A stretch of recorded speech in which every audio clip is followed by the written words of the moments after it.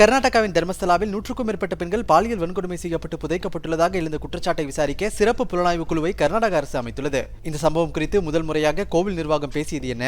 1995 முதல் 2014 வரை நூற்றுக்கணக்கான பெண்கள் பாலியல் வன்கொடுமைக்கு உள்ளாக்கப்பட்டு புதைக்கப்பட்டிருப்பதாக தர்மஸ்தலா கோவிலில் பணியாற்றிய முன்னாள் துப்புரவு தொழிலாளி ஒருவர் புகைப்பட ஆதாரங்களுடன் புகார் அளித்தது நாட்டையே அதிர வைத்தது. புதைக்கப்பட்ட பெண்களில் பள்ளி சிறுமிகளும் அடங்குவர் என்றும், பள்ளி சீருடையோடும் புத்தக பையோடும் குழந்தைகள் புதைக்கப்பட்டுள்ளதாகவும் துப்புரவு தொழிலாளி அதிர்ச்சியூட்டும் தகவல்களை புகாரில் குறிப்பிட்டிருந்தார்.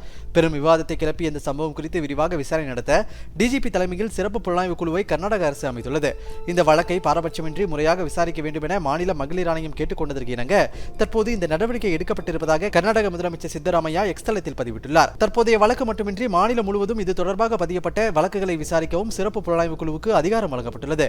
இந்த விவகாரம் தொடர்பாக முதல் முறையாக கருத்து தெரிவித்துள்ள கோவில் நிர்வாகம் விசாரணைக்கு முழு ஒத்துழைப்பு அளிப்பதாகவும் உண்மையை வெளிச்சத்திற்கு கொண்டு வர வேண்டும் எனவும் தெரிவித்துள்ளதாக பிடிஐ செய்தி முகமை கூறியுள்ளது.